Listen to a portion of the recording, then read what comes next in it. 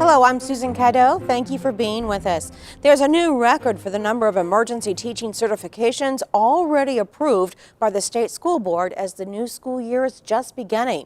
Also, the number of unfilled teaching positions and teaching jobs being eliminated across the state are increasing.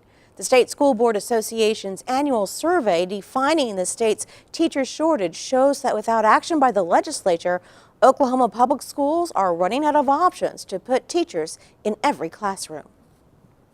The association's teacher shortage report shows 536 teaching vacancies and another 480 teaching positions eliminated.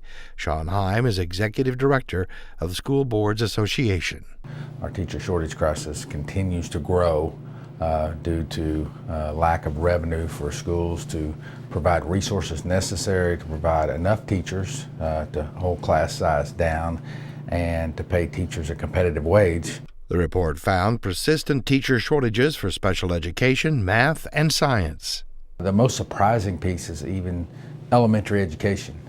For many, many years, schools had hundreds of elementary education applicants from people who had gone back to school to get their degree and had a really good, solid pool of applicants, and that no longer exists. Representative Leslie Osborne, speaking at this year's State of the Schools conference, said a flat budget for common education is still costing public schools resources they need to educate kids. The beautiful reforms that we had under 1017 about classroom sizes have totally gone to the side. When you've got a teacher with 34 students in a classroom, your children are not receiving the quality education they should.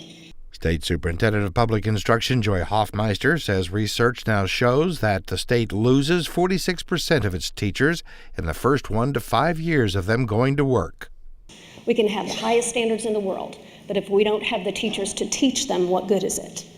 So we've got to do something. Brett Town is superintendent of public schools in Edmond. One day this summer, the North principal called me and he said, "Hey, I just lost 5 teachers in one day." Some of those teachers went to Kansas. The others went south. The 2 that went to Texas, were a Fort Worth suburb, they raised their salary $50,000 as a family. So they could not take the job. Increasingly, the way school districts find people to teach is to rely on emergency teacher certifications. These are great people with a lot of heart, a lot of experience that is not yet necessarily in the classroom, but are willing to be a part of solving the teacher shortage. There are now 1,430 people teaching with emergency certificates this year. We have over 1,400 emergency certificates. That's a record number, almost double what we had last year at this time, and that would exceed the total for any other year on record in Oklahoma, and we're only a couple of months in.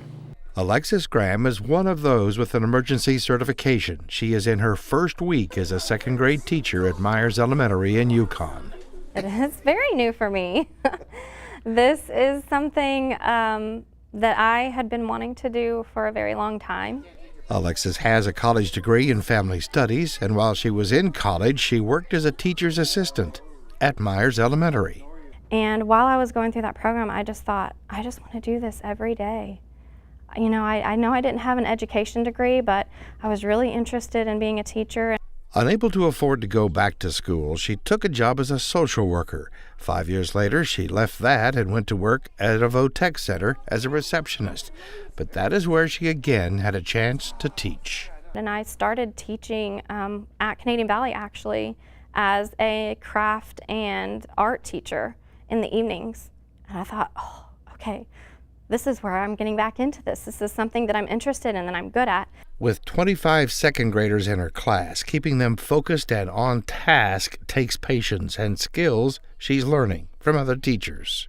Certified teachers here just step right in. Any questions I have and encourage me to ask questions and check on me. Just last night, just before we had our open house, I had at least 3 teachers that had stopped in just to see me. Yukon Superintendent Dr. Jason Simmeroff knows a reckoning is coming for education, and he hopes the state legislature sees it too. I've just got to believe that the state's going to get it right, fix something within the next couple of years. Because if they don't, school districts all across the state are really going to start going bankrupt. A hope that many others in Common Education share. What we need to happen is Oklahomans come together, business leaders, educators, lawmakers, and say, enough is enough. We need a long-term plan.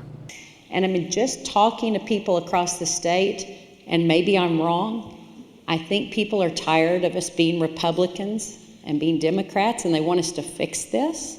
I think most people.